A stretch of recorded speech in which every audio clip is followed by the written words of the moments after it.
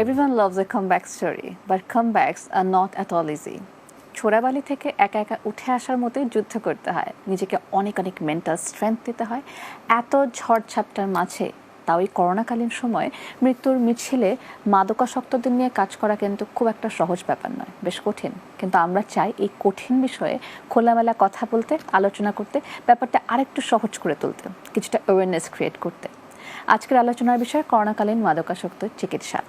সবাইকে ওয়েলকাম করছি প্রমিসেস জানতে চাই। বরাবরের মতো সাথে আছে আমি মেহসাবিন রিন্তি। পুরোটা সময় থাকবো আপনাদের সাথে, আপনাদের পাশে। আর আমার সাথে আছে একজন স্বনামধন্য মানুষ, and he is none other than Iqbal Masud, director health Ahsania mission. আসসালামু আলাইকুম। ওয়ালাইকুম আসসালাম। ওয়েলকাম টু প্রমিসেস জানতে চাই। Thank you. কেমন আছেন সেটা তো শুনবো, তার আগে আসলে এটা বলতেই হয় যে আপনারা একদম করোনার শুরু থেকে, ইনফ্যাক্ট তারও বহু আগে থেকে, ডিসেম্বর মাস থেকে আসলে করোনার প্রিপারেশন মোটামুটি একটা স্কেচ কিন্তু আপনাদের কাছে ছিল, এবং ওই প্ল্যান ধরে এখন পর্যন্ত মাশাআল্লাহ সুস্থ আছেন, মানুষকে সার্ভিস দিয়ে যাচ্ছেন। Has the feeling? ফিলিংসটা খুব মিশ্র, মানে এটা দুই রকমের আছে। একটা বেস্ট ফিলিং আছে, ভালো ফিলিংস আছে যে আমাদের সহকর্মীরা এই টাফ সিচুয়েশানে তারা যেভাবে সার্ভিস দিচ্ছে সেটা অনেকটা গর্ববোধ করি এবং ভালো লাগে যে সবাই সুস্থ আছে, ভালো আছে। বাট যখন আবার দেখি যে বাংলাদেশের এক অংশ মানুষ প্রতিদিনই আক্রান্ত হচ্ছে এবং একটা নির্দিষ্ট সংখ্যক মানুষ মৃত্যুবরণ করছে, হেলথ সিস্টেমটা ভেঙে পড়েছে, তখন খুব পেইন ফিল করি এবং আমি মনে করি যে এই অবস্থা থেকে উত্তরণ ঘটানো খুবই প্রয়োজন। আমি একা ভালো থাকলে হবে না, সবাই মিলে ভালো থাকতে হবে। আমাদের অডিয়েন্সের উদ্দেশ্যে আপনি কি বলবেন মানুষকে অ্যাওয়্যার করার জন্য, আরো অ্যাওয়্যার করার জন্য? প্রথমত কথা হচ্ছে যে নিজের জন্য যদি না ভাবেন তাহলে আপনি অন্যর জন্য ভাবতে হবে আপনাকে। কারণ আমি যদি একটু ইগনোর করি যে আমি এই সিচুয়েশনে যদি আমি মাস্ক না পরি, হ্যান্ড স্যানিটাইজার যদি না নেই, তাহলে ঝুঁকিটা কিন্তু আমার একার নয়, আমার পরিবারের মানুষের কিন্তু ঝুঁকিটা আমি বাড়িয়ে তুলছি, আমি নিজেই বাড়িয়ে তুলছি। আমার সহকর্মীর ঝুঁকিটা কিন্তু আমি বাড়িয়ে তুলছি, বা আমার সংস্পর্শে যারা আসছে তাদের ঝুঁকিটা কিন্তু আমরা বাড়িয়ে তুলছি। তো সো এখানে একা ভালো থাকা এবং একা খারাপ থাকার মধ্যে কিন্তু কোনো ইয়ে নাই। আমি যদি একা খারাপ থাকি কিন্তু একা খারাপ থাকতে পারবো না, আমি সবাইকে জড়িয়ে ফেলছি। তো এই জন্যেই আমরা প্রত্যেকের কাছে অ্যাপিল করতে চাই যে আপনার সচেতনতা আরেকজনকে সেভ করতে পারে। আপনি যদি সচেতন থাকেন তাহলে আপনি আপনার সন্তান ভালো থাকবে, আপনি যদি সচেতন থাকেন তাহলে আপনার বৃদ্ধ বাবা মা ভালো থাকবে, আপনার পরিবারের অন্য সদস্যরা ভালো থাকবে। তো শুধু নিজের জন্য নয়, অন্যর জন্য হলেও আপনাকে এই প্রিকশনগুলো মেনটেন করতে হবে। এখানে একটা ব্যাপার সবার মাথায় দেওয়াটা খুব জরুরি, এবং আমরা অনেকে ইয়াং জেনারেশন যারা আছে, হ্যাঁ, তারা তো আরেকটু আসলে থাকে না যে অস্থির, বা তাদের জন্য জিনিসটা আরেকটু মেনে নেওয়া কষ্ট, বিকজ তারা একটা দ্রুত গতির একটা ইন্টারনেটের যুগের ছেলে মেয়ে। আমাদেরকে একরুমে রাখা কিংবা লাইফের প্যাটার্ন চেঞ্জ করে দিচ্ছে কোনো সিচুয়েশন, এটা কিন্তু আমরা সহজে আসলে হজম করতে পারি না, এবং এটা অনেক ডিপ্রেশনের গল্প কিন্তু ফাঁকে ফাঁকে তৈরি করছে। এটার নেগেটিভ ইম্প্যাক্ট আমাদের কাজে, কর্মে, কথায়, চলনে, বলনে অনেক জায়গায় হয়তো প্রকাশ করছে, আমরা বুঝতেও পারছি না। তো সেখান থেকে যদি বলি যে আমরা যদি আসলে একটু এভাবে ভাবি যে আমি আমার হিসাবটা নাইলে বাদই দিলাম, হ্যাঁ, যে আই গট ইয়াং ব্লাড, অথবা আমি আমার চিন্তা হয়তো বা করি না, কিন্তু আমি যদি আমার বাসায় যে বাবা মা আছেন কিংবা আরও বয়োজ্যেষ্ঠ ব্যক্তি আছেন তাদের কথা চিন্তা করে কিন্তু আমি আমার কাজে অনেক পজিটিভ একটা পরিবর্তন আনতে পারি। বিকজ এই মানুষগুলো আমাদের জীবনের সব, আমরা আসলে তাদেরকে না হারানো পর্যন্ত ওই জিনিসটা ফিল করি না। তো অলরেডি আমাদের অনেক বন্ধু বান্ধবের আমি দেখেছি যে বাবা মা মারা গেছে, অনেকেই চাচা মারা যাচ্ছে, কন্টিনিউয়াস ফেসবুকে আমরা পোস্ট দেখছি। এই সময়টাই কিন্তু ভাই মেন্টাল একটা কি বলবো একটা ব্রেকডাউন হয়। তো এই মানুষগুলোকে শক্তি দেওয়ার জন্য আসলে আপনি কি বলবেন? আসলে পরিস্থিতিকে মেনে নেওয়া ছাড়া আমাদের হাতে কোনো বিকল্প নেই। প্রথমত এখনো পর্যন্ত ট্রিটমেন্ট আনসার্টেন, আপনার ভ্যাকসিন কবে আসবে আমরা জানি না। তো এবং যে ট্রিটমেন্টটা আছে সেটা হচ্ছে সিমটমিক ম্যানেজমেন্টে, আপনার যে সিমটমগুলো দেখা দিচ্ছে সেই অনুযায়ী তারা ম্যানেজমেন্ট দিচ্ছে, কিন্তু কনফার্ম কোনো মেডিসিন কিন্তু এখন আমাদের হাতে আসে না। তো এই পরিস্থিতিকে মানে নিজেকে সেভ করার এবং অন্যকে সেভ করার হচ্ছে নলেজটাকে গেইন করা, যে আমি কিভাবে প্রিভেন্ট করব এবং আমাদের সায়েন্টিস্টরা কি বলছে।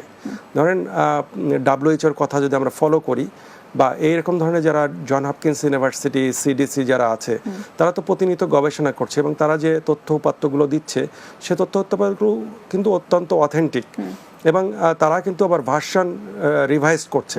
আপনি দেখবেন যে মার্চ মাসে যে তথ্যটা দিয়েছিল বা এপ্রিলে একটা চেঞ্জ হয়ে গেছে। তো এইটার মানে প্রত্যেককে বলবো যে এইটাকে ট্র্যাক করা, যে আপনার সময়ের সাথে সাথে আপনাকে নলেজটাকে আপডেট করতে হবে, নাহলে আপনি প্রিভেন্ট করতে পারবেন না। তো নলেজটাকে আপডেট করা এবং নিজে জানা এবং অন্যকে জানানো। ভাই আমি আরেকটা ব্যাপারে কথা বলতে যাচ্ছিলাম যে মাদকাসক্তের চিকিৎসা। মাদক নিয়ে আমরা শোতে অনেক কথা বলেছি, প্রত্যেক এপিসোডে আমরা মাদক নিয়ে কথা বলেছি। এটাই একটা বড় প্রবলেম। হ্যাঁ, এই একটা প্রবলেমে পড়লেই আসলে একটা ফ্যামিলি ধ্বংস হয়ে যাচ্ছে, তার মধ্যে করোনা যুক্ত হয়েছে। এটা কিন্তু মিলেমিশে একটা ভয়ঙ্কর সিচুয়েশন। কে যে কাকে কিভাবে আমরা আসলে সান্ত্বনা দিব বিপদগ্রস্ত মানুষদের, I got no clue.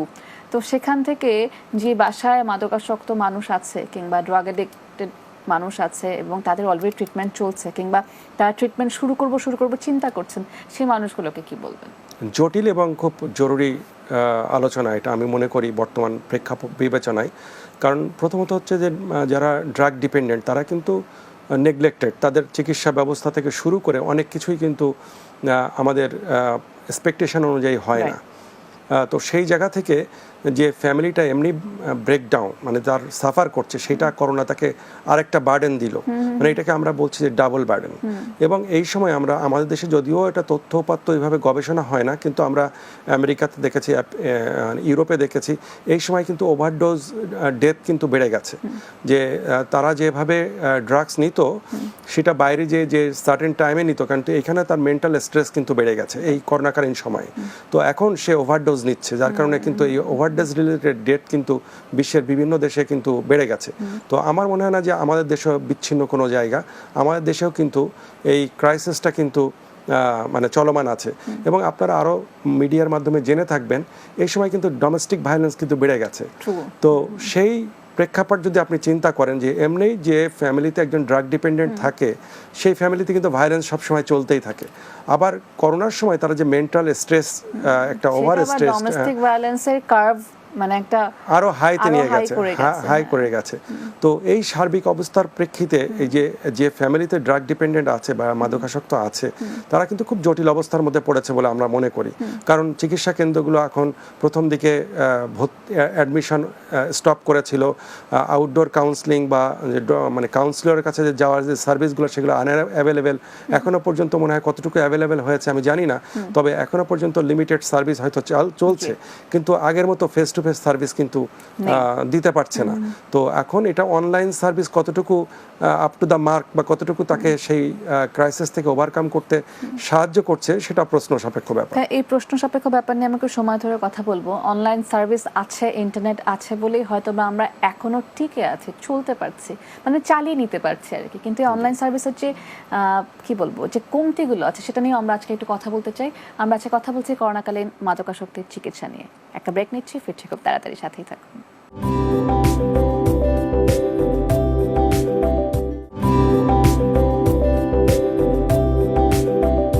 Welcome back to promises জানতে চাই। বরাবরের মতো সাথে আছে আমি মেহসাবিন প্রিন্তি। আজকে আমরা কথা বলছি করোনাকালীন মাদকাসক্তির চিকিৎসা নিয়ে। আমার সাথে আছেন ইকবাল মাসুদ। কথা বলতে বলতে আসলে অনলাইন সার্ভিস নিয়ে কথা বলছিলাম। ভাই যেটা বলছিলাম যে অনলাইনে ক্লাস চলছে বাচ্চাদের, অনলাইনে কাউন্সেলিং চলছে, অনলাইনে লং ডিস্টেন্স রিলেশনশিপও আমরা চালিয়ে নিচ্ছি, সব কিছু অনলাইন।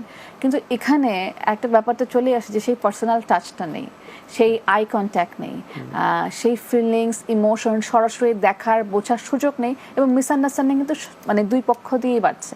এবং এখানে যদি বলি যে আসলে মাদকাসক্ত যারা আছেন তাদেরকে কিন্তু সামনাসামনিও বসে বোঝানো খুব কঠিন।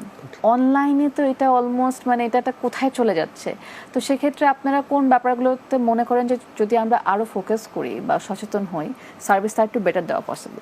অনলাইনে যে সার্ভিসটা দেওয়া হচ্ছে, আপনি ইতিমধ্যেই তার লিমিটেশনগুলো খুব সুন্দরভাবে বলেছেন, বিশেষ করে আই কন্ট্যাক্ট। আমরা যখন একটা কাউন্সিলিং সেশনের কথা বলি, যখন আমরা কাউন্সিলরদেরকে ট্রেনিং দেই, তখন বলি যে তার আই কন্ট্যাক্টটা খুব গুরুত্বপূর্ণ। তাকে শুধু আই কন্ট্যাক্ট না, তাকে অবজার্ভ করা, ফিজিক্যাল মুভমেন্টটাও কিন্তু অবজার্ভ করতে হয়। সে এটাকে আমার যে কথাগুলো সে পারসিভ করছে কিনা, তার মনের একটা ভাব কিন্তু তার এই বডি ল্যাঙ্গুয়েজ দিয়ে কিন্তু প্রকাশ ঘটে। তো সেইটা কিন্তু অ্যাবসেন্ট। তো সেইটা কাউন্সিলরের কোনো ক্রমেই সেইটা মেজার করার কোনো সুযোগ নেই। তো সেই জায়গায় লিমিটেশন আছে। কিন্তু আমার বর্তমান অভিজ্ঞতা যে যারা মোটিভেটেড ক্লায়েন্ট, যারা একটা পর্যায়ে ট্রিটমেন্ট নিয়ে একটা স্টেজে এগিয়ে আছে তারা কিন্তু এই সার্ভিসটা নিয়ে উপকৃত হবে, কিন্তু যারা নন মোটিভেটেড ক্লায়েন্ট, যারা তাদের জন্য অনেক ইচ্ছুক কঠিন, নয়, right. তাদের থ্রু ডিস্টেন্স মানে এডুকেশন বা ডিস্টেন্স কাউন্সিলিং এটা খুব কঠিন যে তাকে মোটিভেট করা। তো এই চ্যালেঞ্জটা কিন্তু রয়ে গেছে আমাদের মধ্যে। তো এইটার জন্য হয়তো সময়ের সাথে সাথে আমাদেরও টেকনিক বদলাতে হবে। আমরা ইতিমধ্যেই 6-7 মাস পার করেছি আমাদের এই করোনাকালীন। তো আমরা অফিসগুলোকে ওপেন করে দিচ্ছি, আমাদের সার্ভিসগুলোকে ওপেন করে দিচ্ছি। তো হয়তো সেটআপটা, ফিজিক্যাল সেটআপটা ওইভাবে হবে, সোশ্যাল ডিস্টেন্স মেনটেন করে, মাস্ক পরে, হ্যান্ড স্যানিটাইজার নিয়ে। তো সেই ভাবেই আমাদেরকে প্রোগ্রামগুলোকে রিঅ্যারেঞ্জ করতে হবে। প্রোগ্রাম রিঅ্যারেঞ্জের কথা যেহেতু আসলো, সেটা হচ্ছে এই যে এখন কিন্তু মোটামুটি অফিস আদালত খুলে গেছে বা সবকিছু রাস্তায় বের হলে কিন্তু আর করোনার ব্যাপারটা ভাবে বোঝা যায় না, যে থমথমে পরিবেশ। লিটারালি আমি আজকে জ্যাম পার করে কিন্তু আসলাম, আপনারও সেম অবস্থাই হওয়ার কথা। তো সেখানে মাদকাসক্ত যারা আছেন তাদের তো লাইফের সেই মোটিভেশনটাই নাই। তাকে আমরা কিভাবে এই ব্যাপারগুলো মোটিভেট করব? আপনার কি মনে হয় যে বাবা মা তাদেরকে কি বলতে পারে এই মুহূর্তে? এই সময়টা হচ্ছে খুব গুরুত্বপূর্ণ রোল প্লে করতে পারে বাবা মা, কারণ থ্রু প্যারেন্টস তাকে রিস্ক করতে হবে, কারণ কাউন্সিলরের কাছে সে আসছে না। তো বাবা মাদের উচিত তাদের যারা কাউন্সিলর আছে, যাদের কাছে তারা সার্ভিস নেয়, তাদের সাথে বসে কিছু টেকনিক শিখে নেওয়া, যে কিভাবে সন্তানের সাথে কমিউনিকেট করবে, কিভাবে মোটিভেট করবে, এবং কোন কোন টেকনিকগুলা বা টুলসগুলা দেখলে তারা বুঝতে পারবে সে মোটিভেটেড নাকি সে নন মোটিভেটেড, বা সে ইচ্ছুক কিনা সার্ভিস নিতে। এইটা বাবা মায়ের এই টেকনিক্যাল জায়গাটাকে আপডেট করতে হবে, তার নলেজটাকে আপডেট করতে হবে। এবং আমি মনে করি যে এটা খুব কঠিন কিছু না, কারণ বাবা মা, আমরা বলি যে প্যারেন্টসরা কিন্তু অনেক সহজে বুঝতে পারে। এবং একটা ফ্যামিলিতে একটা র্যাপো এস্টাবলিশ করতে গেলে, একটা ক্লায়েন্টের সাথে বা একটা মাদকাসক্তর সাথে যদি সম্পর্ক তৈরি করতে হয়, বিশ্বস্ততা অর্জন করতে হয়, প্রথম তার কাছ থেকে তথ্য আদান প্রদান করতে গেলে, তো এইটা বাবা মার মতো কেউ পারে না। বাবা মাকে একটু সফট হতে হবে, তার কোন টাইমটা কথা বললে সে তার কথা শোনার মতো অবস্থায় আছে, সেই টাইমটাকে চুজ করতে হবে। যে হঠাৎ করে সে বাইরের থেকে আসলো, সে হয়তো ড্রাগস নিয়ে এসছে, সে মেন্টালি সেটা ফিলিংস নিতে চায়, সেই সময় যে তাকে যদি বোঝানো যায় কোনো কিছু লাভ হবে না, বরং রিয়াক্ট করবে। তো এই জন্য তাকে যে মানে আমরা বলি ড্রাগসের যে ইনফ্লুয়েন্সগুলো থাকে বডিতে, মেন্টাল অবস্থাতে, সেগুলো আসতে কাম ডাউন করতে দেওয়া, তাকে স্বাভাবিক অবস্থায় আসতে দেওয়া, এবং তাকে সফটলি অ্যাপ্রোচ করা। তো আমার বিশ্বাস যে এইভাবে যদি বাবা মা তাকে ডিল করে, তবে একটা চমৎকার একটা এনভায়রনমেন্ট ক্রিয়েট হতে পারবে। এবং একটা স্টেপ পার হয়ে গেলে তখন কিন্তু আবার তাকে নিয়ে কিন্তু ফার্দার স্টেপের জন্য সে কিন্তু কাউন্সিলের দ্বারস্থ হতে পারে বা সার্ভিস সেন্টারগুলোর দ্বারস্থ হতে পারে।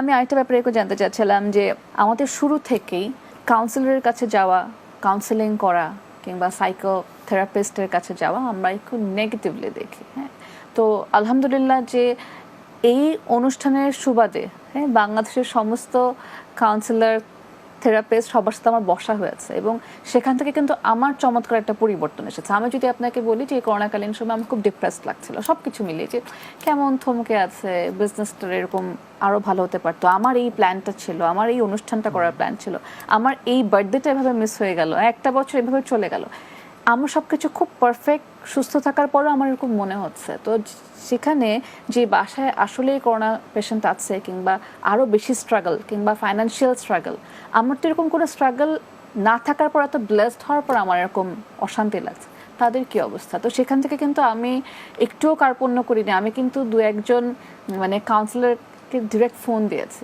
দিয়ে বলেছে আমার সাথে 1 ঘন্টা কথা বলেন, আমার এটা নিয়ে মন খারাপ লাগছে। তো আমরা সব পারফেক্ট থাকার পর যদি এটুকু হেল্প নিতে পারি, তো যাদের অনেক রকম স্ট্রাগল, তারা বার্ডেন কমানোর জন্য আসলে কেন একটা জায়গায় নক করেন না? এটাও কিন্তু একটা বিশাল ট্যাবু।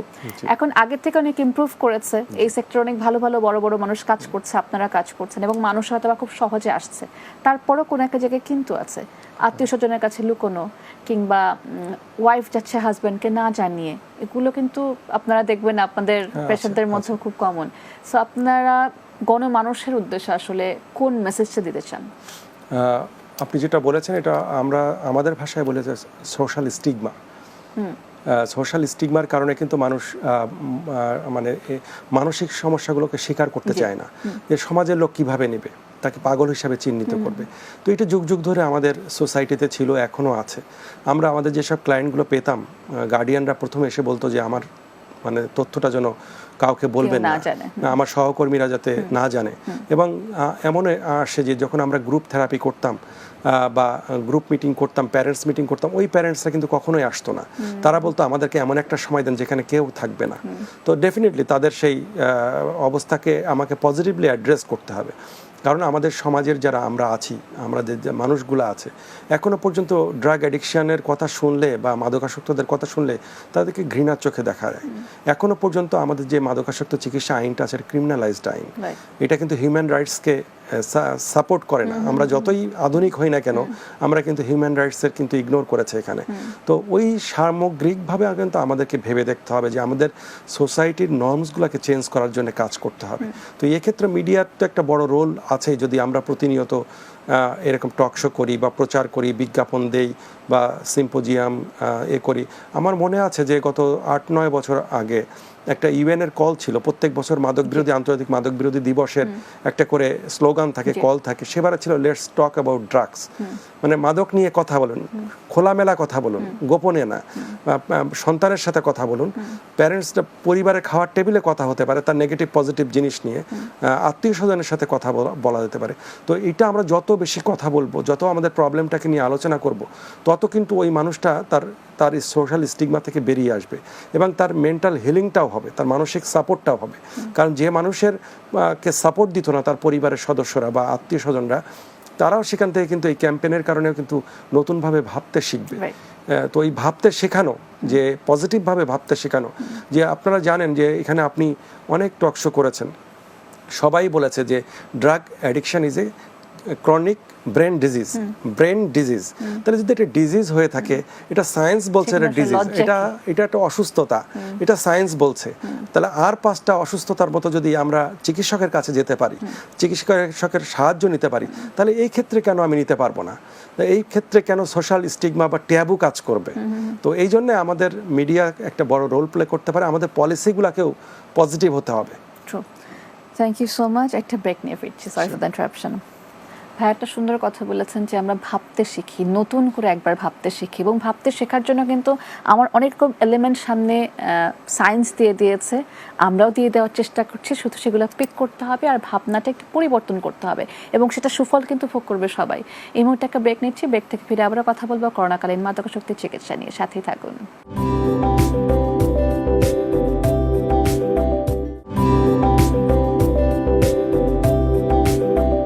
You're watching Promises জানতে চাই, বরাবরের মতো সাথে আছে আমি মেহজাবিন বিনতি। আজকে আমরা কথা বলছি করোনাকালীন মাদকাসক্তির চিকিৎসা নিয়ে। সাথে আছে Iqbal Masud, director health, Ahsania mission.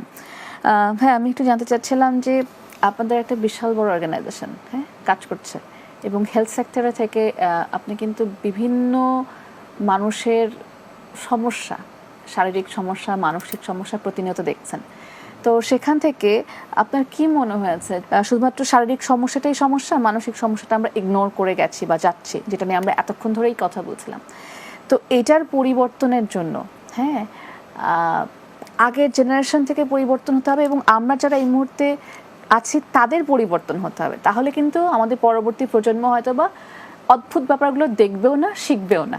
তো সেক্ষেত্রে এই ইয়াং জেনারেশন যারা আসলে মডার্ন, স্মার্ট, ইন্টারনেট চালাচ্ছে, তাদেরকে কি বলবেন? আমি একটু, যেহেতু আপনি আগের জেনারেশনের কথা বললেন, আমি একটু পুরাতন কথা দিয়ে শুরু করি। আমাদের প্রতিষ্ঠানের ফাউন্ডার খান বাহাদুর আসুল্লাহ সাহেব একজন এডুকেশনিস্ট ছিলেন। উনি একটা বিখ্যাত বই লিখেছিলেন যে টিচার্স ম্যানুয়াল, টিচাররা কিভাবে শিক্ষকদেরকে শিক্ষা দিবে ক্লাস, এবং এটা লন্ডন থেকে প্রকাশিত হয়েছিল আন্ডার ব্রিটিশ গভর্নমেন্ট। তো ওখানে উনি একটা চ্যাপ্টার ছিল স্বাস্থ্য বিষয়ক স্টুডেন্টদেরকে শিক্ষা দেওয়া। তো ওখানে কিন্তু মানসিক স্বাস্থ্যের কথা উনি বলেছেন, যে শারীরিক স্বাস্থ্যের কথা, এটা কিন্তু 1915 সালে। তারপরে এটাকে 105 বছর হতে গেল। আগেই কিন্তু তখনও মানসিক স্বাস্থ্য এবং শারীরিক স্বাস্থ্য দুটোকে আলাদাভাবে দেখার কথা বলেছেন। তো এখনও কিন্তু আমরা জোরে সোরে কথা বলছি, সাইকিয়াট্রিস্টরা কথা বলছে, কিন্তু এখনও পর্যন্ত আমরা আমাদের লক্ষ্যে পৌঁছাতে পারিনি, অ্যাচিভ করতে পারিনি। এইটার জন্য আমাদের আসলে সামগ্রিকভাবে আমাদের সব স্তরেই কাজ করা দরকার। আমরা মনে করছি যে একটা সার্টেন লেভেলে কাজ করছি আমরা, কিন্তু এটা মাস পিপলের কাছে যাওয়া আসে। একটা গ্রামের কৃষক, তার কি মেন্টাল ডিস্ট্রেস নাই, সেটাই। তার কি স্ট্রেস নাই, তার কি ডিপ্রেশন নাই? ডেফিনেটলি আছে, কিন্তু সেটা আনঅ্যাড্রেস থেকে যাচ্ছে, সেটা কখনো আমরা ভাবি না, এবং সেও জানে না যে এইটা তার মানসিক সমস্যার কারণে হচ্ছে। তাকে সে যাচ্ছে ওজার কাছে, সে যাচ্ছে পীরের কাছে, ফকিরের কাছে, বা কোনো পুরোহিতের কাছে যাচ্ছে, সে মনে করছে এটা তার জিনের আসর বা এরকম, কিন্তু এগুলো কিন্তু মেন্টাল প্রবলেম। তো যাই হোক, এটা আমাদের সরকারের তরফ থেকে হোক, বা আমাদের ঢাকা ইউনিভার্সিটিতে ক্লিনিক্যাল সাইকোলজি ডিপার্টমেন্ট হয়েছে, রাজশাহীতে হয়েছে, মানসিক স্বাস্থ্য নিয়ে এখন অনেক বেশ কথা হচ্ছে, কাজও হচ্ছে। এবং এখন কিন্তু অনেক মানুষ, তারা কিন্তু সমস্যার শুরুতেই কিন্তু কাউন্সিলরের কাছে যাচ্ছে। এটা হয়তো মাস পিপলের মধ্যে যাচ্ছে না, কারণ আমি যদি এখন বলি একটা ডিস্ট্রিক্ট লেভেলে একটা হসপিটালে ইচ্ছা করলেই কিন্তু একজন সাইকিয়াট্রিস্ট আমি পাবো না, বা সাইকোলজিস্ট আমি পাবো না। তো ওইখান থেকে সেই ঢাকাতে আসতে হবে, বা বিভাগীয় শহরগুলোতে আসতে হবে, এবং ওনারা কিন্তু সংখ্যায় অত্যন্ত কম। তো এই জন্যই আমাদেরকে ওই পলিসিগত ভাবে আমাদেরকে চিন্তা করতে হবে যে আমরা আগামী 10 বছরের পরে আমাদের মানসিক সমস্যা কেমন হতে পারে। এইসব অ্যানালাইসিসগুলো কিন্তু অনেক হয়েছে, এবং WHO কিন্তু একটা রেশিও আছে যে আমাদের বাংলাদেশে কত কোটি মানুষ, ছোট হোক বড় হোক, একটা মানসিক সমস্যায় ভুগছে। সামনে অক্টোবরের 10 তারিখে কিন্তু বিশ্ব মানসিক স্বাস্থ্য দিবস, তখনও দেখবেন অনেক ডেটা আমরা পাবো, কিন্তু সেইগুলোকে নিয়ে তো আমাদের কাজ করতে হবে, শুধু একটা দিবস পালন করলে হবে না। তো সেই জন্য একটা সামগ্রিকভাবে এই সোসাইটিতে যারা লিডারশিপে আছেন, সরকারে আছেন, সিভিল সোসাইটিতে আসেন, একটা কম্প্রিহেন্সিভ এফোর্ট দরকার। হ্যাঁ, কম্প্রিহেন্সিভ এফোর্টের কথা যখন আসে, সেখান থেকে কিন্তু একটা ব্যাপার বলতে হয় যে আমরা, আপনি একটা চমৎকার কথা বলেছেন যে একজন কৃষকের কি মানসিক স্বাস্থ্য নেই, তার কি ডিপ্রেশন নেই, তার কি টেনশন নেই, সেটা অন্যভাবে ইন্টারপ্রেট করে সে একটা রং প্লেসে যাচ্ছে, এবং ওখান থেকে সে আরো বেশি নেগেটিভলি এফেক্টেড হচ্ছে। হ্যাঁ, তাকে হয়তো বা বুঝিয়ে শুনে একটা বিজনেসের খাতিরে একটা চক্র হয়তো বা তাকে বুঝিয়ে শুনিয়ে কিছু টাকা হাতিয়ে নিচ্ছে, এবং তাকে অন্যভাবে শান্তি দিচ্ছে, যেটা কিন্তু পার্মানেন্ট না, এবং এটা কখনো কাজও করবে না। তো সেক্ষেত্রে দেখেন, আমরা যারা শিক্ষিত মানুষ, হ্যাঁ, তাদেরকে এই ব্যাপারটা বোঝানোটাই অনেক কঠিন, কিংবা আমরা হয়তো বা এতদিনে বাজ ক্রিয়েট করতে করতে বলতে কিছুটা মানুষের ওই সোশ্যাল স্টিগমার জায়গাটা ভেঙেছে।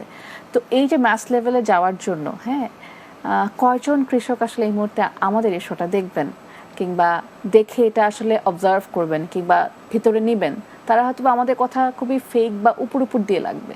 তো সেক্ষেত্রে তাদের ম্যাস পিপল এবং সব শ্রেণীর মানুষের কাছে যাওয়ার জন্য আপনার কি মনে হয় যে আমাদের কোন জায়গাটায় আসলে আগে কাজ করা উচিত?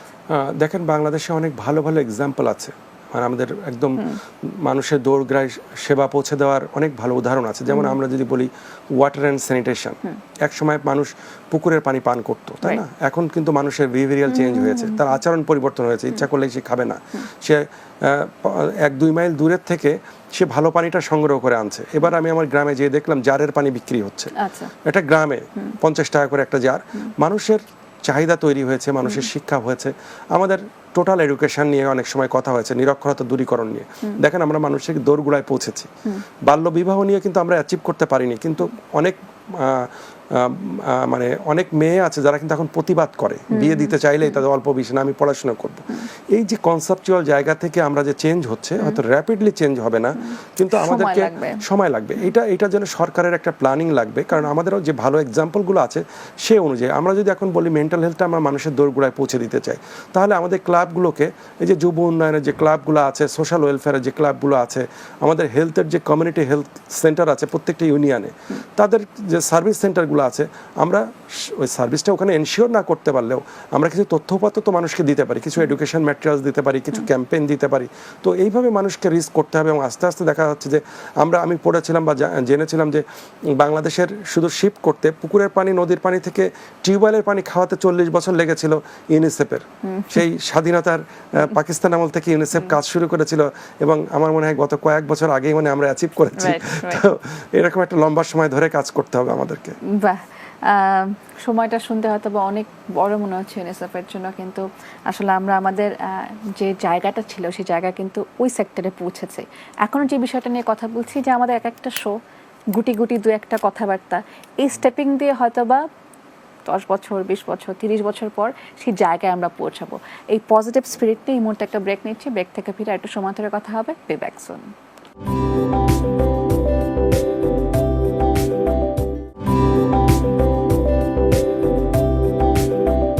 ওয়েলকাম ব্যাক টু প্রমিসেস জানতে চাই বরাবরের মতো সাথে আছে আমি মেহজাবান বিনতি। আজকে আমরা কথা বলছি করোনাকালীন মাদকাসক্তির চিকিৎসা নিয়ে। ইকবাল ভাই, আমার আরেকটা ব্যাপার সবসময় মাথায় আসে বা মনে হয়, সেটা হচ্ছে প্রত্যেকটা রিলেশনশিপে বাবা মার কথা আসে, ফ্যামিলির কথা আসে। এখন সবাই ওয়ার্কিং, সবাই ব্যস্ত, একটা ছোট বাচ্চাও অনেক ব্যস্ত। তো সেক্ষেত্রে ওই যে একটা personal touch, proper take care করা, চোখে চোখে রাখা, আগেকার দিনে যেটা খুব সহজ ছিল এখন কিন্তু সম্ভব হয় না। এবং সেখান থেকে বাচ্চাদের ড্রিল্ড হয়ে যাওয়ার প্রবণতাটা অনেক বেড়েছে বা সুযোগটা বেশি।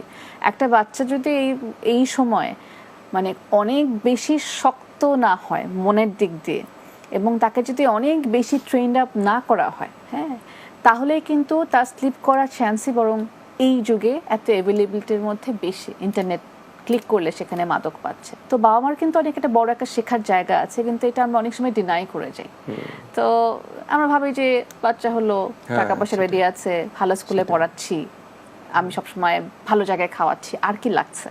তো এই যে আর কি লাগছে, এখান থেকে আসলে আপনি কি উত্তর দেবেন? দেখেন, আপনি খুব একটা ভালো কথা বলেছেন যে স্ট্র্যাটেজি, এইটা কিন্তু পিতামাতাকে জানতে হয় যে সন্তানকে কিভাবে সে রিচ করবে বা কিভাবে তার যে শিশুর যে ডেভেলপমেন্টের স্টেজগুলো আছে একজন শিশুর, সেইগুলোতে কিন্তু খুব বড় ধরনের ইনফ্লুয়েন্স করে। আমি কোভিড-19 দিয়েই শুরু করি, কারণ এই সময় সবাই লকডাউনের সময় কিন্তু ঘরে ছিল, শিশু ছিল, তার সন্তান ছিল, বাবা মা ছিল, তার ফ্যামিলি অন্যান্য ছিল। এখন দেখা যাচ্ছে যে বাবা মা দীর্ঘ সময় সন্তানকে সময় দিতে পারেনি, হয়তো এই সময় তাকে এক্সট্রা টেক কেয়ার করতে গেছে, কিন্তু ওই শিশুটি কিন্তু ওই টেক কেয়ারে অভ্যস্ত নয়, তখন কিন্তু পজিটিভলি নিতেও পারে নাই। এই জন্য কিন্তু বাবা মাকে ওই যে স্ট্র্যাটেজিক হতে হবে, তাকে কৌশলটা জানতে হবে, এবং এই সময় অনেক শেখার আছে, কারণ এই সিচুয়েশনের জন্য কেউ প্রস্তুত ছিল না, মানসিকভাবে বা সামাজিকভাবে কেউ প্রস্তুত ছিল না। এই জন্য আমাদের প্রত্যেকটা দিন আমাদেরকে নতুন নতুন করে, আপনি বলেছেন যে গুগলে সার্চ করলে কিন্তু অনেক কিছু পাওয়া যায়, আমাদের পড়তে হবে এবং জানতে হবে যে এই সময়টাই কিভাবে আমরা আমাদের সন্তানের সাথে কমিউনিকেট করব, এই সময় হাজব্যান্ড ওয়াইফ কিভাবে কার সাথে কিভাবে কমিউনিকেট করবে। না হলে যখনই ভুল হবে, কোনো স্টাডিতে ভুল হবে, তখন কিন্তু ডোমেস্টিক ভায়োলেন্স বেড়ে যাবে, যেটা হয়েছে, যে হয় তার বেশি টেক কেয়ার করা হয়ে যাচ্ছে, না হলে অন্য কোথাও একটা প্রবলেম হচ্ছে, যার কারণে ডোমেস্টিক ভায়োলেন্স কিন্তু বেড়ে গেছে। তো এই জিনিসগুলো কিন্তু ভেবে তারপরে তার কৌশলটাকে নির্ধারণ করতে হবে। এখানে আরেকটা ব্যাপার আমি একটু বলতে চাই যে আমি কিছু এক্সাম্পল দেখলাম ফেসবুকেই, অনেকের প্রবলেম শেয়ার করেছেন বিভিন্ন ফোরামে, আমি এরকম কয়েকটা ফোরামের মেম্বার, সেখান থেকে দেখলাম যে বাচ্চারা এক সময় খুব জিদ করছে, তার সাথে বড়দের জিদের পরিমাণও বেড়েছে, বিকজ কারোরই কোনো কিছু প্ল্যান মাফিক চলছে না। এবং হয়তোবা এই সময় এসে প্যান্ডেমিক সিচুয়েশনে এসে একজন হাজব্যান্ড ফাইন্যান্সিয়াল চিন্তা করে একরকম ডিসিশন নিচ্ছেন, সেটা হয়তো ওয়াইফ মেনে নিতে পারছেন না, যে আমি কেন ঢাকা এই মুহূর্তে ছাড়বো, হ্যাঁ, বা আমি কেন এই মুহূর্তে দেশ ছাড়বো। কিন্তু একজন ছেলের কিন্তু একটা ফাইন্যান্সিয়াল বা সিকিউরিটির প্ল্যানটা হয়তো বা তুলনামূলক মেয়েদের থেকে একটু বেশি রাখতে হয়, মেয়ে তার থেকে যতই বেশি আর্ন করুক না কেন। তো এক্ষেত্রে আমি একটা খুব বড় দ্বন্দ্বের জায়গায় ঘরে ঘরে দেখছি, এবং বহু মানুষ, লাখ লাখ মানুষ কিন্তু এই প্যান্ডেমিক সিচুয়েশনে এসে চাকরি হারিয়েছে। এটা সাফারার সে একা না, তার পুরো ফ্যামিলি। সো সংখ্যাটা আসলে ৫-৬ দিয়ে গুণ করার পর যেটা হবে, এতগুলো মানুষ প্রত্যেকটা রাতে মন খারাপ করে ঘুমাতে যাচ্ছে। তো এই ফ্যামিলিগুলোর উদ্দেশ্যে আপনি কি বলবেন, বা কোন স্ট্র্যাটেজিক ডেভেলপমেন্ট ক্রিয়েট করতে বলবেন? দেখেন, ভেঙে পড়ার কোনো কারণ নেই। আমরা একটা কথা বলি, crisis can B A opportunity. কখনো কখনো ক্রাইসিস থেকেই কোনো অপরচুনিটি তৈরি হতে পারে। তো যেখানে সামান্য আশার আলো আছে, সেইটাকে ফলো করে এগিয়ে যাওয়া। তো এই যে এখন দেখেন সবাই আনপ্ল্যান্ড, এখন যার যা প্ল্যান ছিল কোনোটাই কোনো কাজ করছে না। এই যে যা প্ল্যান করেছিল, তার যে বিজনেসম্যান, যে তার প্ল্যান করেছিল বিজনেসটাকে একভাবে সাজাবে, সে তার প্ল্যানিংয়ে নাই। যে চাকরি করতো, তার চাকরির প্ল্যানিংটা হয় বেতন কমে গেছে, নাহলে অনেকে চাকরি হারিয়েছে, অথবা অনেকের প্রমোশন আটকে গেছে। এখন এইটার মধ্যে থেকেও তাকে দেখতে হবে। যেন আমি এক্সাম্পল হিসাবে যদি বলি, যে বিজনেসের যদি মডেলের কথা চিন্তা করেন, এখন হেলথ কেয়ার বিজনেস তো ভালো চলতে পারে, যারা আগে ট্রেডিশনাল বিজনেসগুলো করতেন যেভাবে, ঠিক আছে, অনেকে আপনারা দেখেছেন যে এখন কিন্তু অনেকে এই যে পিপিই এবং হেলথ কেয়ার সার্ভিসের বিজনেসে নেমে গেছে। আমরা দেখেছি অনেকে চায়না থেকে ইম্পোর্ট করছে এবং অন্য দেশ থেকে হেলথ কেয়ার মানে ডিভাইসগুলো ইম্পোর্ট করছে। তো তার ওই স্ট্র্যাটেজিগুলোকে চেঞ্জ করা, মার্কেটের যেটা ডিমান্ড থাকে, যারা বিজনেসম্যান তারা কিন্তু ভালোই বুঝে যে মার্কেটের কোনটার কখন চাহিদা সেইটার সাপ্লাই করা। আর একটা কিছু বিষয় আছে যে যেগুলো সারা জীবন মানুষের কাজে লাগবে, যে ফুডের বিজনেস বলেন, আপনার হয়তো এই সময়টা দেখা যাচ্ছে যে আপনার একটা নতুন জামা না কিনলেও হয়, কিন্তু 1 কেজি চাল না কিনলে তো তার চলবে না। মানে এবং এখানে কিন্তু দেখেন ভাইয়া Facebook page, online platform, website চমৎকারভাবে হেল্প করছে এবং প্যান্ডেমিক সিচুয়েশন আমার মনে হয় সবার অনলাইন কেনাকাটাও কিন্তু বেড়ে গেছে। মানে আগে যেমন শুধু আমি কিনতাম, হ্যাঁ, তাও শপিং, শখের ড্রেস, কিন্তু বাবা মারা দেখা যাচ্ছে যে চাল ডাল বেসিক নিডসের ব্যাপারগুলো তারা নিজেরাও অনলাইনে অর্ডার দেওয়া শিখে গেছে সিচুয়েশনে পড়ে। তো এই ব্যাপারগুলো যদি আমরা পজিটিভলি আসলে কাজে লাগাতে পারি, অনেকে কিন্তু লাগাচ্ছেন, তাই না? আমরা যদি ফেসবুকে দেখি অনেকে ব্যাপারটা চমৎকারভাবে কাজে লাগাচ্ছেন। ভাই, মাদকাসক্ত নিয়ে আরেকটু সময় ধরে কথা বলতে চাই, সেটা হচ্ছে এই সময় কিন্তু মাদকের অ্যাভেলেবিলিটি আগের মতো নেই, বা সোর্স চেঞ্জ হয়ে গেছে বা জায়গা চেঞ্জ হয়ে গেছে। সেক্ষেত্রে যারা অলরেডি মাদকাসক্ত তারা যদি ঠিক টাইমে তাদের ঠিক প্ল্যান মতো জিনিসটাও না পায়, এটাও কিন্তু তাদেরকে একটা নেগেটিভ একটা এফেক্ট দিচ্ছে। এবং এটার আপনি যে বলেন ডোমেস্টিক ভায়োলেন্স, অশান্তি, তার কাজে পরিবর্তন, তার কিন্তু কোনো ভালো কথা বা এই প্যান্ডেমিক সিচুয়েশনে বাবা মার সাহচর্য কিন্তু আর ভালো লাগছে না, তার আরো অসহ্য লাগছে, তারা আরো বেশি জিদ করছে। তো এই যে এই সময়টা তাদেরকে ঠান্ডা করার জন্য কিংবা বোঝানোর জন্য বাবা মা কিন্তু আসলে অনেক ভালো কথা বলেন, কাজ করেন, গুগলে পড়াশোনা করেও আসেন, তারপরে তারা অনেক ক্ষেত্রেই সফল হতে পারেন না, কারণ ব্যাপারটা এত সহজ না। কি বলবেন, কি করা উচিত? প্রথমত হচ্ছে যে আমাদের যে দেশে গবেষণা না থাকলেও আমরা বিভিন্ন দেশের গবেষণায় দেখেছি, এবং আপনি যদি বাংলাদেশের মিডিয়াকে ট্র্যাক করেন তাহলে দেখবেন যে এই সময় কিন্তু মাদক গ্রহণ থেমে নাই। সিজার হচ্ছে প্রতিনিয়ত, কিন্তু ইয়াবার চালান ধরা পড়ছে, গাজার চালান ধরা পড়ছে, মানে সাপ্লাই কিন্তু আছে। হয়তো এখন তো আপনি জানেন যে এক সময় আমরা দেখেছি যে বা ঢাকা শহরের নির্দিষ্ট কিছু জায়গায় ড্রাগস বিক্রি হতো, এখন তো এটা অনলাইন হয়ে গেছে, এটা মোবাইল হয়ে গেছে। তো সাপ্লাইয়ের ক্ষেত্রে কিন্তু কোনো জায়গায় ঘাটতি হয়েছে এরকম কোনো জায়গায় শুনি নাই। আমরা রিসেন্টলি বাংলাদেশের বিভিন্ন জায়গায় আমরা গেছি, এই ড্রাগস নিয়ে কথা বলেছি। তো হ্যাঁ, ডেফিনেটলি যেটা আমি আগে বলছিলাম যে এই সময় তাদের মেন্টাল স্ট্রেসের কারণে কিন্তু ওভারডোজ হয়েছে। সে হয়তো সকালে একটা ডোজ নেওয়ার কথা ছিল, সেই ডোজটা সকালে নিতে পারে নাই, হয়তো বাবা মার কারণে বা যে কোনো কারণে, ঘরে থাকার কারণে। সে কিন্তু দুপুরবেলা বা রাতে যখন যাচ্ছে সে কিন্তু ডাবল ডোজ নিচ্ছে, কিন্তু তার ফিজিক্যাল অবস্থা কিন্তু সেটা অ্যাডজাস্ট করছে না, যার কারণে অনেক ডেথ বেড়ে যাচ্ছে, অন্যান্য সিকনেস বা অন্যান্য ডিজিজগুলো তার কিডনি এফেক্ট করছে, তার লাং এফেক্ট করছে। তো এই সময়টা বলা হচ্ছে যে মানে একটা হচ্ছে যে বাবা মায়ের প্রতি একটা পরামর্শ থাকতে পারে, আর যারা ক্লায়েন্ট তাদের প্রতি একটা পরামর্শ থাকতে পারে। যারা একেবারেই যারা মানে প্রিলিমিনারি স্টেজে আছে, যারা গ্রহণ করবে না, প্রথম দিকে কিন্তু তারা কোনো ক্রমে বুঝতে পারে না তারা একটা সমস্যার মধ্যে আছে, তো তারা তো এই কথাগুলো নিবে না, তারা তো মনে করছে আমি তো কোনো প্রবলেম করছি না, নিজে সুস্থ হয়ে আছি, ভালোই আছি। তো যারা ইতিমধ্যে সাফার করেছে, ট্রিটমেন্টে গেছে, যারা শোনে কথাগুলা, তাদের জন্য হয়তো আমাদের এটা কথা থাকবে যে তাদের এই সময় তাদের ফেলো ফ্রেন্ডশিপটাকে অনলাইনে হোক। এখন দেখেন আমাদের মেয়েদেরও একটা সেলফ হেল্প গ্রুপ ছিল, আমাদের ছেলেদেরও সেলফ হেল্প গ্রুপ ছিল, যারা তাদের ওই মানে সুস্থতাকে কন্টিনিউ করার জন্য তারা মিটিং করতো। তো আমরা দেখেছি যে মেয়েদের যে সেলফ হেল্প গ্রুপটা যেটা ছিল, মেয়ে ড্রাগ ডিপেন্ডেন্ট, তারা কিন্তু সুস্থ হওয়ার পরেও এখন অনলাইনে তারা সেলফ হেল্প মিটিং করে, তারা শেয়ারিং করে তাদের প্রবলেমগুলো, একজন আরেকজনকে সাপোর্ট করছে থ্রু অনলাইন, তারা জুমে মিটিং করছে। তো এবং আমরা বিভিন্ন দেশেও এটা দেখেছি যে অনলাইন এটা বেড়ে গেছে। আমরা গত 3 মাসে আমরা প্রায় 4টা ইন্টারন্যাশনাল ডায়ালগ করেছি, আমাদের সাউথ এশিয়ান কান্ট্রিগুলা, ইভেন ইউরোপের সাথে, আমেরিকা এবং ইভেন আফ্রিকার সাথেও আমরা ডায়ালগ করেছি, তাদের দেশে কেমন হচ্ছে। তো সবারই কিন্তু একই অবস্থা, সবাই কিন্তু এখন মানে ডিজিটালাইজড হয়ে গেছে, তাদের সার্ভিসগুলা অনলাইনের উপরে ডিপেন্ড করছে।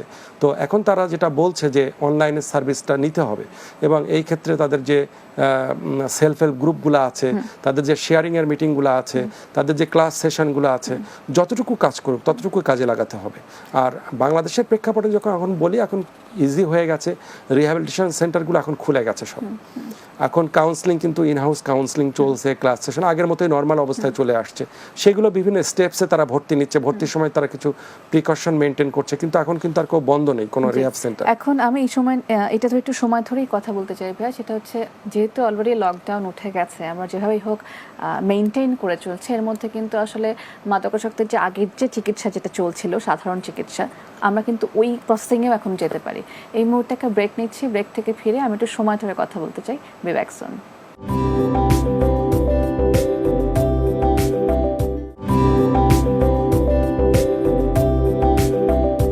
ওয়েলকাম ব্যাক টু প্রমিসেস জানতে চাই। মেহজাবিন মৃত্যু আজকে আছে আপনাদের সাথে। আজকে আমরা কথা বলছি করোনাকালীন মাদকাসক্তির চিকিৎসা নিয়ে। রিহ্যাবিলিটেশন সেন্টারের কথা যদি আসে, মানুষ অনেক সময় কনফিউজ থাকে এবং অনেকের একটা ধারণা আছে যে রিহ্যাব সেন্টারে নাকি অনেক সময় অত্যাচার করে, মারধর করে, কিন্তু সিস্টেমটা কিন্তু এখন অনেক পরিবর্তন এবং আমরা এখন একটা ওয়ার্ল্ডের সাথে তাল মিলিয়ে কিন্তু চমৎকার একটা ভার্সন মানুষের সামনে এনেছি, যেটা আসলে কাজে দিচ্ছে, মানুষ এখান থেকে সুস্থ হয়েও বেরোচ্ছে। মানুষকে এনকারেজ করার জন্য কি বলবেন? এবং প্রমিসেস মেডিকেল লিমিটেড এখানে কিন্তু অসাধারণভাবে কাজ করছে। না, প্রমিসেসকে তো আমি সবসময় ধন্যবাদ দিই, কারণ এই যে মানুষের আইটাকে ওপেন করে দিচ্ছে, মানুষকে আশ্বস্ত করার জন্য কাজ করছে। ডেফিনেটলি এটা কয়জন করে এবং তাদের এই প্রোগ্রাম কিন্তু অনেক পপুলার। আমি যতটুকু জানি আমাদের যারা সেক্টরে আছে সবাই কিন্তু দেখে। প্রথমত হচ্ছে যে বাংলাদেশের যদি প্রোগ্রামটাকে আমি মানে একটু অ্যানালাইসিস করে কথা বলি, আমি ইউরোপ, আমেরিকা, আমাদের south Asian country, even Malaysia, প্যাসিফিকের যে কান্ট্রিগুলো আছে, আমি অনেক রিহ্যাবিলিটেশন সেন্টার ভিজিট করেছি। আমি অন্য জায়গায় কম্পেয়ার করব না, আমি ভারত, নেপাল, পাকিস্তান, শ্রীলঙ্কা এগুলোতে আমি দেখেছি। কোনো ক্রমে বাংলাদেশ তাদের সাথে পিছিয়ে নেই। হ্যাঁ, আপনাকে সেন্টারগুলোকে খুঁজে বের করতে হবে কোন সেন্টার আপনাকে সার্ভিসটা দিতে পারে। আমাদের অলিতে গলিতে অনেক সেন্টার আছে, সেটা সেন্টারটা সার্ভিসটা দিচ্ছে কিনা, সেটা আপনার এক্সপেকটেশন অনুযায়ী হচ্ছে কিনা। কিন্তু আমরা নির্দ্বিধায় বলতে পারি বাংলাদেশের ড্রাগ অ্যাডিকশন ট্রিটমেন্ট গত 5 বছরে যথেষ্ট ইমপ্রুভ করেছে। আপনার আগে যেভাবে মানে নন মেডিকেল, নন এভিডেন্স বেসড, যেগুলোর কোনো এভিডেন্স ছিল না, সেইভাবে যে প্র্যাকটিসগুলো ছিল ওগুলো অনেক বন্ধ হয়ে গেছে। আমি যদি বলি 80 to 90% বন্ধ হয়ে গেছে। ফিজিক্যাল টর্চার করা, তাদেরকে ওষুধ না দিয়ে চিকিৎসা দেওয়া, তো এগুলো ইমপ্রুভ করছে। এবং সেই সব সেন্টারগুলোতে আমি আমাদের একটা অ্যালায়েন্স আছে বিভিন্ন সেন্টারগুলোর, সেইটার আমি প্রেসিডেন্ট, সেটার নাম হচ্ছে সংযোগ। আমরা ভিজিট করি সেইগুলো এবং তাদেরকে টেকনিক্যাল অ্যাসিস্ট্যান্স দেই। এই যে করোনার সময় একজন পেশেন্টকে তারা কিভাবে ভর্তি নিবে এবং কিভাবে সার্ভিস দিবে তার জন্য কিন্তু আমরা প্রোটোকল তৈরি করেছি, তাদের গাইডলাইন করে দিয়েছি, ভর্তির ফর্ম তৈরি করে দিয়েছি, যাতে তারা সেন্টারগুলো টিকে থাকতে পারে এই সময়, যাতে বন্ধ না হয়ে যায়। আপনারা, আমি গার্ডিয়ানকে বলবো যে আপনারা যে কোনো সময় যখন আপনার সন্তানকে ভর্তি করবেন, কয়েকটা বিষয় আপনাকে খোঁজ রাখতে হবে। ওই সেন্টারটা লাইসেন্সড কিনা, সরকারের অনুমোদিত কিনা, সেখানে ডক্টর আছে কিনা, সেখানে কাউন্সিলিংয়ের সার্ভিস আছে কিনা, এবং সেখানে তার মেয়াদটা কতদিন, এবং তারা কমার্শিয়াল কিনা। এবং সেখান থেকে অন্যান্য যারা সার্ভিস অলরেডি নিয়েছে তাদের ফিডব্যাকটাও কিন্তু আপনারা আসলে এখন অনলাইনের যুগে যাচাই বাছাই করাটা কিন্তু সহজ হয়ে গেছে।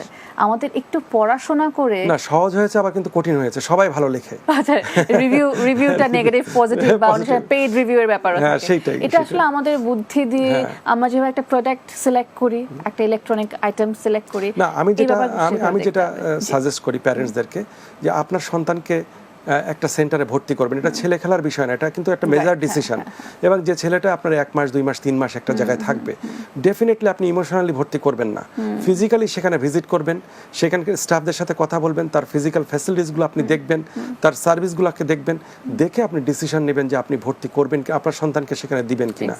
আপনি অনলাইনে অনেক কিছু দেখতে পারেন, সেখান থেকে আপনি একটা স্ক্রিন করতে পারেন যে আমি 5টা থেকে 1টায় ভর্তি করব, কিন্তু আপনি ডেফিনেটলি আপনার এক্সপেকটেশন অনুযায়ী সেখানে সেই সার্ভিসটা দিতে পারছে কিনা সেটা কিন্তু আপনাকে দেখে ভর্তি করতে হবে। এবং একজন প্যারেন্টস যখন আসলে মনের দিক থেকে, হিসাবের দিক থেকে যে কনভিন্সড হবেন, ওটাই কিন্তু সত্যিকারের ওই মানে সার্ভিসটার আর কি গুণগত মান কিন্তু ওখানে আপনি নিজেই যাচাই করতে পারেন, ওয়েদার ফেসবুক আর অন্য। কিন্তু প্যারেন্টস এটা খুবই কম করে থাকে, যখনই প্রবলেম হয় তখনই ফিক্স করতে চায়, সামনে যেটা পায় সেটার মধ্যে ঢুকায় আপাতত বাঁচতে চায়। তো এটা একটা মানে এটা কখনোই আমরা সাজেস্ট করি না। আমরা বলি একটু ধীরে সিদ্ধান্ত নেন, একটু বুঝে সিদ্ধান্ত নেন, আপনি ভিজিট করেন। আমরা অনেক প্যারেন্টসকে আমরা আমাদের সেন্টার সেন্টারে যখন ভর্তি হতে আসে আমরা প্রথমেই বলি যে আমার সেন্টার আগে আপনার পছন্দ হয় কিনা, সার্ভিস যেটা পছন্দ হয় কিনা সেটা দেখেন, ফিনান্সিয়াল ইস্যুটা পরে। সেখানে আপনি 2 টাকা কম দেবেন কি 2 টাকা বেশি দিবেন সেটা পরের ব্যাপার, কিন্তু আপনি সার্ভিসটা আপনার জন্য অ্যাপ্রোপ্রিয়েট কিনা সেটা দেখবেন আপনি। অলমোস্ট শেষের দিকে চলে এসেছে ভাইয়া, এই লাস্ট মোমেন্টে একটু জানতে চাই যে করোনাকালীন সময়ে জীবনটা বেশ কঠিনই হয়ে গেছে। আমরা যদিও অনেকখানি 5-6 মাসে অভ্যস্ত হয়েছি, তারপর আসলে কষ্ট হচ্ছে। তো একদম গণমানুষের উদ্দেশ্যে আসলে থাকে না যে যদি 3টা টিপস দিতে বলি, কি বলবেন? প্রথমত হচ্ছে যারা এই সার্ভিসের সাথে জড়িত, যারা করোনাকালীন সময় আমাদেরকে সার্ভিস দিচ্ছে তাদেরকে সম্মান দেখান। বাহ। প্রথম কথা হচ্ছে এটা, তাদের পাশে থাকুন, তাদেরকে উৎসাহ যোগান। বাহ। 2 হচ্ছে হতাশ হবেন না, আপনাকে আশাবাদী হতে হবে। অনেক ক্রাইসিস থাকবে, তারপরেও বেঁচে থাকার আশাটা খুঁজে পেতে হবে আমাদেরকে। এবং যেখানে যেভাবেই থাকি না কেন আমরা পজিটিভলি ভাবতে চাই, যাতে আমাদের জীবনের মানে খুঁজে পাই আমরা। এটুকুই আমার বলার মানে আছে আর কি। কথাগুলো শুনতে খুব সহজ, মিষ্টি, কিন্তু আসলে রিয়েল লাইফে কিন্তু অ্যাপ্লাই করা, পালন করা অনেক কঠিন। Thank you so much, I had a wonderful time as usual, এবং অনেক পজিটিভ ভাইব নিয়ে আজকের অনুষ্ঠান শেষ করছে। আমার অনুষ্ঠানের সময় দেওয়ার জন্য আপনাকে অসংখ্য ধন্যবাদ। আপনাকেও ধন্যবাদ। Thank you so much. আসলে এই মহামারীর সময়টাকে আমরা আসলে কাজে লাগাই, চেষ্টা করি একটি অস্বাস্থ্যকর আসক্তি থেকে নিজেকে মুক্ত করতে। এটাই হয়তো আমাদের শেষ সুযোগ। প্রকৃতি এরপর আমাদেরকে এই সুযোগ আর দিবে নাকি সেটাও কিন্তু আসলে আমরা জানি না। Let's turn this situation a blessings in disguise by quitting consumption of any other narcotic substance and drugs. আজকের মতো মেজারমেন্টে এখানেই বিদায় নিচ্ছি। সবাই ভালো থাকবেন, সুন্দর থাকবেন, আর হ্যাঁ, অনেক অনেক পজিটিভ থাকতে হবে। আল্লাহ হাফিজ।